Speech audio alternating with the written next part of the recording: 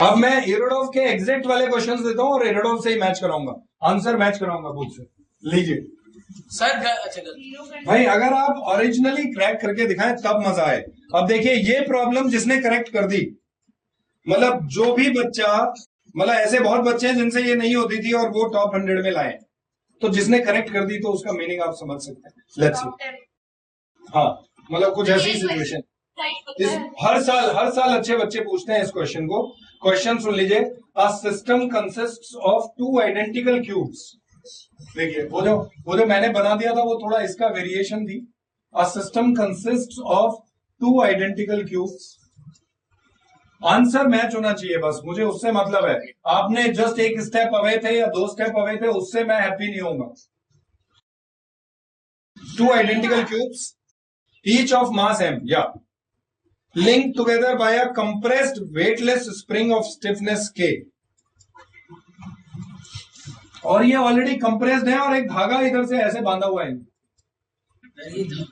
They are already compressed. Spring के अंदर से एक धागा है। सर धागा तब बांधा था जो कंप्रेस कर रखा है ना। हाँ। The cubes are also connected by a thread. सुन लो, अंग्रेजी सुन लो। The cubes are also connected by a thread which is burned through at a certain moment। एक थ्रेड से कनेक्टेड है, उसी की वजह से ये इनिशियली कंप्रेस थे, कर रखा था compress, and now at a certain moment this thread is burned, इसको जला दिया। At what values of delta L? Delta L is the initial compression of the spring. Delta L is the initial compression of the spring। Please समझ लीजिए, बाद में मत बोलिएगा हम कंफ्यूज हैं ये क्या है। If at what values of delta L the lower cube will bounce up after the thread has been burned. ये तो है फर्स्ट पार्ट कि इसकी क्या वैल्यूज पे ये बाउंस बैक करेगा, यानी कि ये उठेगा। ये वाला तो हमने अभी किया। हाँ, जोर से बोलिए। जैसे थ्रेड हटेगा ना। हाँ, थ्रेड बर्न कर दिया है, उसके ये डेल्टा एल की क्या वैल्यूज होनी चाहिए so that it will bounce back, ऊपर जाए। उतना नहीं करना ना, तो इंस्टेंट हो जाएगा। At what values of delta L the initial compression of the spring, the lower cube will bounce up after the thread has been burned through। सुनिएगा, to what height h the center of gravity of this system will rise। B part का answer match कराना। To what height h the center of gravity of this system will rise if the initial compression of the spring is 7 mg by k। 7। अगर delta L is this, to what height will the center of gravity of this system will rise? To what height? दोनों के बीच का point. To what height the center of gravity of this system rise? बताइए। If second part करिए बस, first part तो हम पहले कर चुके हैं। सर आप एक बात थोड़ा सा क्लियर कर दो सर, वर्क एनर्जी थ्योरम और एनर्जी कंजर्वेशन में वो जो लगाते हैं उसमें कंफ्यूजन होता है सर। देखिए, एनर्जी कंजर्वेशन में हम क्या करते हैं कि सिस्टम की एनर्जी कंजर्वेशन में हम बोलते हैं कि भैया वो कांस्टेंट रहेगी, कंजर्व रहेगी। मतलब कि अगर कोई भी नॉन कंजर्वेटिव फोर्सेस हैं तो जो भी एनर्जी होगी शुरू में, जो भी एनर्जी होगी बाद में, वो उतनी ही रहेगी टोटल। तो उसमें हम सिर्फ energy on the body consider करते हैं। हाँ, total work done on the body. Work energy theorem क्या है कि कोई भी एक बॉडी ले लो, उस पर जो टोटल वर्क किया जाएगा by all the forces should be equal to change in kinetic energy of the body. This is work energy theorem. And energy conservation is the initial energy and final energy of the same body is conserved। नहीं, not a body, system. Energy हम system की बोलते हैं कि भाई spring, अब spring जो है, स्प्रिंग की जो एनर्जी है हाफ के एक्स स्क्वायर, वो तो बॉडी के पास थोड़ी है, स्प्रिंग में स्टोर्ड है, तो हम उसको बोलते हैं पूरी सिस्टम की सारी initial energy and final energy. Lovely right. Too much हो गया। देखिए वो बोल रहे हैं कि 7 mg by k already compressed है, यानी कि यहाँ नेचुरल लेंथ है और ये नेचुरल लेंथ यहाँ पे है, तो ये 7 mg by k कितना कंप्रेस्ड है, ये सबको समझ में आ रहा है। Yes sir. अब हम मान लेते हैं उसने पूछा है कि अगर इतना कंप्रेस्ड है जब छोड़ दूंगा तो कितना ऊपर जाएगा centre of mass of the system, यही क्वेश्चन है। तो लेट अस अज्यूम ये नेचुरल लेंथ के भी और ऊपर जाएगा और वहां जाके रुक जाएगा और मान लेते हैं वो x नॉट। अब इज इट नेसेसरी कि ये x नॉट पे जाके रुक जाएगा और ये उठा नहीं होगा, या ये हो सकता है उठ भी जाए? अब अगर उठ भी गया तो आप ध्यान से देखिएगा, ये बड़े खेल वाली चीज है। तो ऐसा हो सकता है कि ये रुक गया और ये चलना शुरू कर दिया हो। ये जरूरी नहीं कि दोनों की वेलोसिटी जीरो होगी, एक की वेलोसिटी हो सकती है एक की नहीं हो सकती है। लेकिन एक चीज है, अगर centre of mass maximum height पूछा है तो ऐसा होएगा कि इस सेंटर ऑफ मास पे पूरे, हाँ, सेंटर ऑफ मास की वेलोसिटी जीरो हो जाएगी एट द हाईएस्ट पॉइंट, ये श्योर है। समझिए, इनका जो कंबाइंड सेंटर ऑफ मास है उसकी वेलोसिटी क्या हो जाएगी एट द हाईएस्ट पॉइंट? समझिए इस चीज को, क्योंकि सेंटर ऑफ मास की मैक्सिमम हाइट पूछी है उसने। तो सेंटर ऑफ मास पहले उठेगा उठेगा उठता रहेगा, दोनों ऊपर जा रहे होंगे, एक की कम ज्यादा होगी। फाइनली जिस वक्त सेंटर ऑफ मास की वेलोसिटी जीरो होगी उस वक्त क्या होगा? Centre of mass will be at the maximum height. उस सिचुएशन में ऐसा हो सकता है कि सेंटर ऑफ मास, इसकी वेलोसिटी नीचे हो और इसकी ऊपर हो और इक्वल हो, तो भी सेंटर ऑफ मास की वेलोसिटी जीरो हो सकती है। समझ रहे हैं? ऐसा जरूरी नहीं है कि दोनों की वेलोसिटी जीरो हो। सेंटर ऑफ मास की velocity is m1v1 plus m2v2। अब अगर एक की नीचे हो और एक की ऊपर हो तो सेंटर ऑफ मास की वेलोसिटी स्टिल जीरो है अगर इक्वल है। Are you getting this kind of thing? Sir एक बार फिर से प्लीज। ठीक है, देखिए ध्यान दीजिए, अगर ये दो आइडेंटिकल ब्लॉक्स हैं, स्प्रिंग कांस्टेंट के, इनको खींच के और छोड़ दिए, फ्रिक्शनलेस सरफेस है, तो पता है क्या होगा? जीरो वेलोसिटी है शुरू में इनकी, तो सेंटर ऑफ मास की वेलोसिटी क्या है? जीरो। अब मैंने इसे छोड़ दिया है तो ये पास आने शुरू हुए, इसकी वेलोसिटी है सपोज v1 किसी जगह पे और इसकी भी v1 है बिकॉज ऑफ सिमेट्री। तो अब सेंटर ऑफ मास की वेलोसिटी क्या है? जीरो। हाँ, प्लीज अंडरस्टैंड दिस कि सेंटर ऑफ मास की वेलोसिटी जीरो हो सकती है अगर दो ब्लॉक्स की वेलोसिटी टुवर्ड्स ईच अदर क्या रहे? सेम रहे।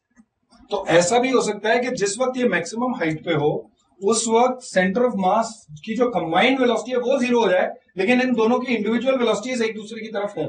ऐसा हो सकता है। Do you understand that? Now अब हम एनर्जी कंजर्वेशन लगाएंगे, ये सब चीजें दिमाग में रखते हुए आप देखिएगा। तो at the highest point of the centre of मास मैं एनर्जी कंजर्वेशन लगा रहा हूं। पूरे सिस्टम की एनर्जी एट दिस लेवल क्या है बताइए? काइनेटिक जीरो, यहीं पे डेटम चूज कर लिया, यहाँ पे डेटम चूज कर लिया हमने। डेटम कहां पे चूज करूं सोच के बताइए। मैं ऐसा करता हूं, सेंटर ऑफ मास पे चूज, ये initial value of the centre of मास ये है, मान लेते हैं ये डिस्टेंस है d, तो यहां पे डेटम चूज कर लिया तो कितनी है potential energy of the system? mgd। अच्छा ओके, मैंने डेटम यहां चूज किया है और इसकी है माइनस mgd, मिड पॉइंट है ना ये d का। सर ये तो ठीक है, तब कंसीडर ही क्यों किया जब हमने उस पे जीरो लिया है पूरे सिस्टम का? ऐसे ही जनरल आप लोगों को चमके इसलिए। तो सिस्टम के कंबाइंड सेंटर ऑफ मास पे हमने पोटेंशियल एनर्जी जीरो ली, काइनेटिक एनर्जी जीरो है ही सिस्टम की, और स्प्रिंग में energy stored is, so basically this is zero, so only the spring energy stored is how much?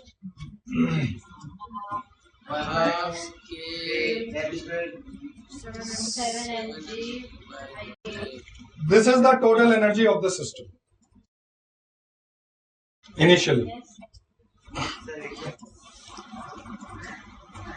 At the highest position, ध्यान से देखिएगा, at the highest position,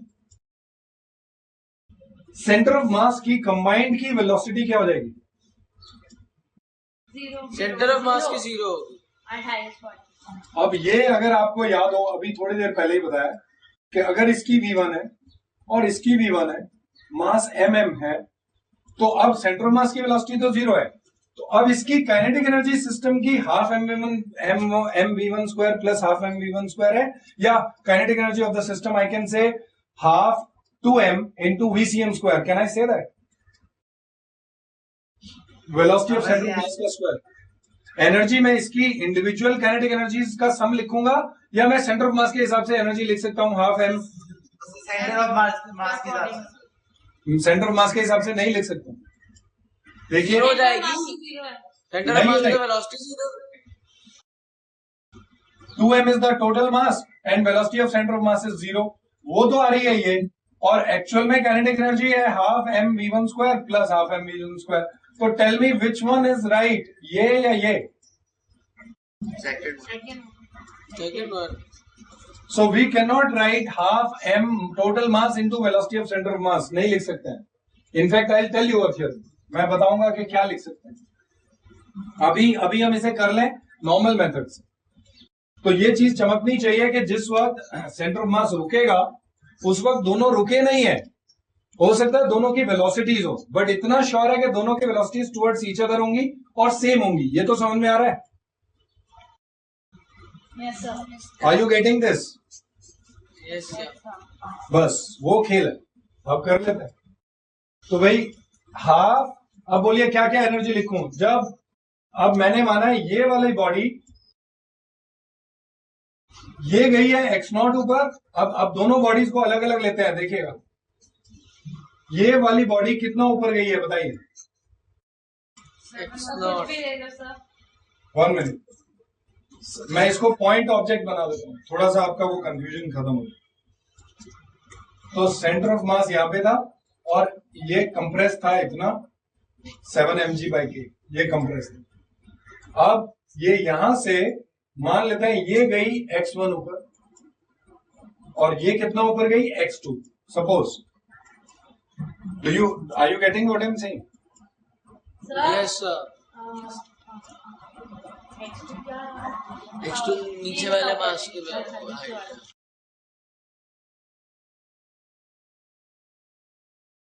ये x1 ऊपर गया, ये x2 ऊपर गया. तो अब एक्सटेंशन कितना होगा सोच के बताइए. अब एक्सटेंशन कितना है स्प्रिंग में?